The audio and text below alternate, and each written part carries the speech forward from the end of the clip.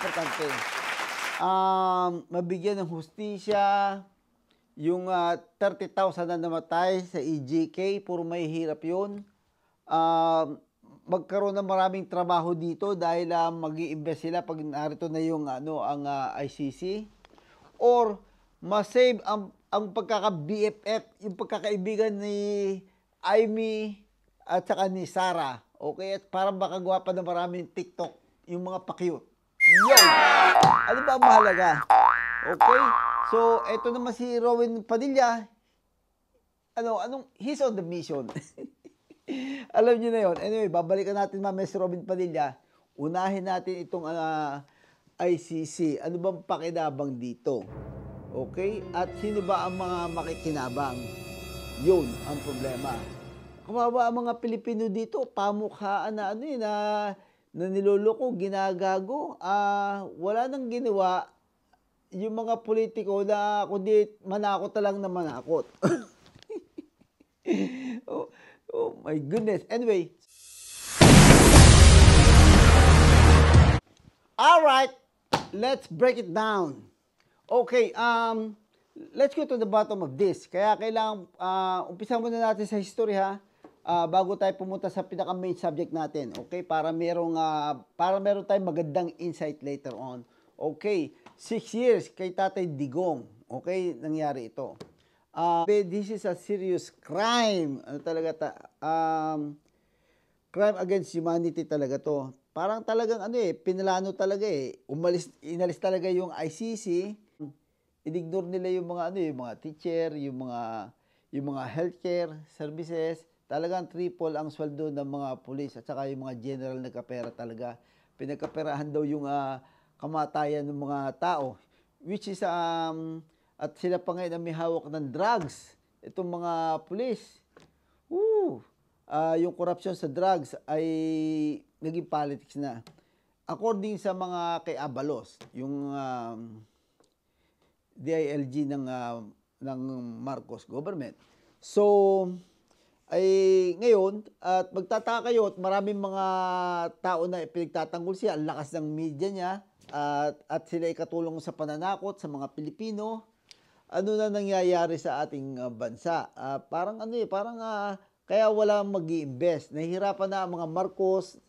Sayang yung mga travel niya ng Marcos dahil ayaw mag-invest dahil nga nanggugulo si Tatay Diggs. Okay? Binabypass siya. Kinakausap ni Tatay Diggs ang China. Pinopromote niya ang China. Parang sinasabi niya na ako pa rin ang may control dito. Parang talaga bastusan So anyway, isa lang yun sa mga pag-uusapan natin. Babalikan natin yan. Dito muna tayo kay Amy Marcos. Okay? So maraming mga tao na curious bakit ganun si Amy at masyadong pro Duterte. At pero may mga speculation dito, yung mga political analyst na nagsasabi na nagpe-play James Bond lang si Amy Marcos. Okay? Maaari din, di ba? Marcos So, possible na dahil may utang na loob siya na pinalibing yung kanyang ama sa libingan ng mga bayani. Pero pinag-uusapan natin dito ngayon ay buhay ng mga mahihirap at saka actually in general dahil wala nga mag-invest pag hindi tayo naging member ng ICC. Okay? So, yun. So, ngayon, ang tingin naman nakakarami, iba ang ginagawa ng Marcos, iba ang sinasabi ng Marcos sa ginagawa. Okay? Pero ang nakikita natin dito overall ay si First Lady Lisa Marcos. Kung napapansin nyo, wala siya sa picture, hindi siya nagpapapicture, pero si Lisa Marcos ay abogada na strong ang personality. At maraming mga nagsasabi na very siya nagpapatakbo ng Malacanang. Pero wala tayong katibayan doon. Pero yun ang majority ng mga political analysts ay pinopoint nila finger kay Lisa Marcos. Okay, eto hindi ko malubos maisip kung politiko ka, And then, alam mo, meron mga 30,000 na tao na mga less fortunate na namatayan, naghahanap ng hustisya. Alam natin na bagsak ang ekonomiya at nakailang biyahe na si President Marcos ay wala mag-invest dahil nga yung pag-alis natin sa ICC. So, ngayon kung politiko ka, dahil kaibigan mo ang si Duterte o takot ka kay Tatay Diggs, ay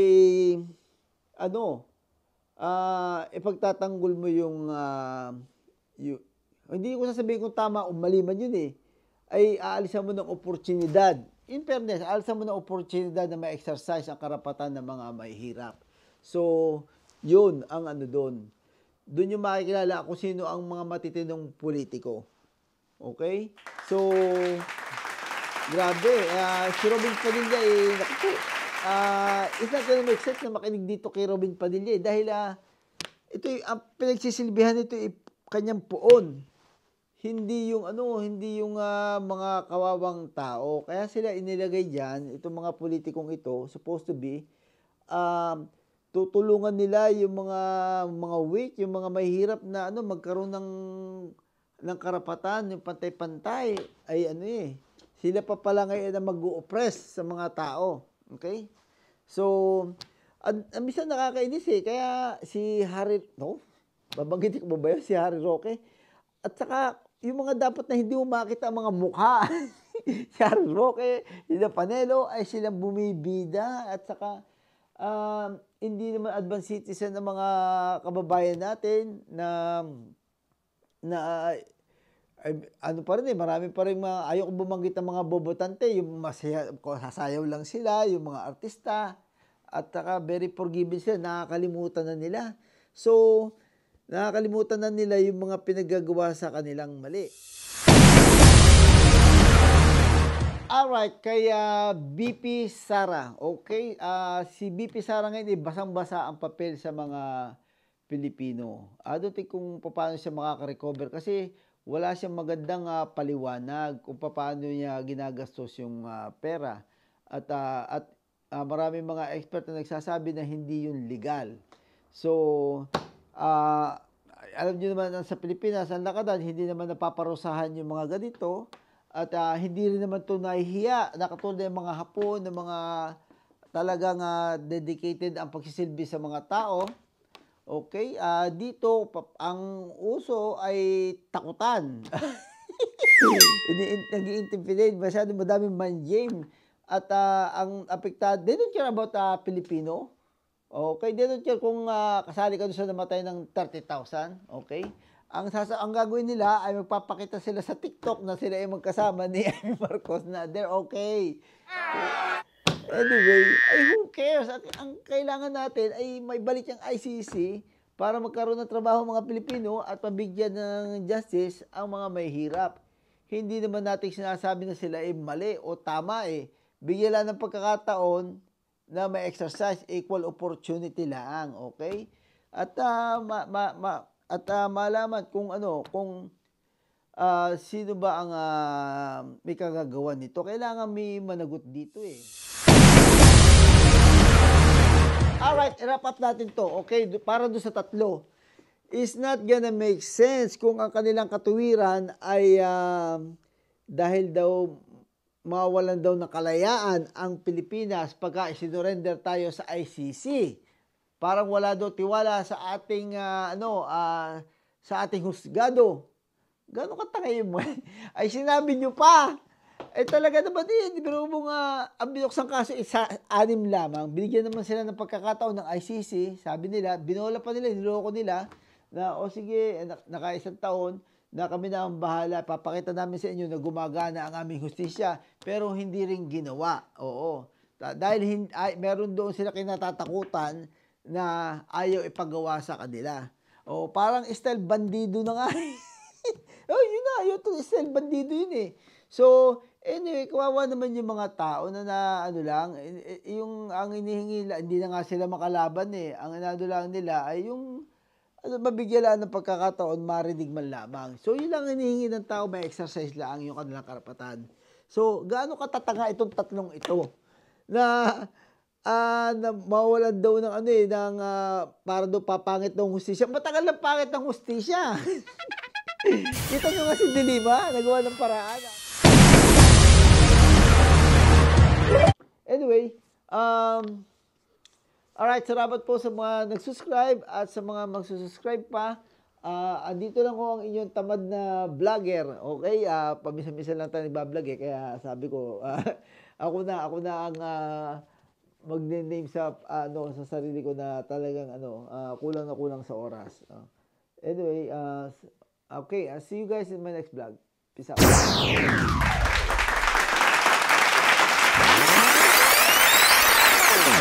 Alright, teka, medyo nag-rearrange ako ng aking studio. Okay. So, there was a time na involved tayo sa sa mga live producer tayo nung uso pa ang concert before pandemic. Ngayon sila na lang, bahala na sila sa buhay nila. Laging lugi. Anyway, so alright, so 1 second.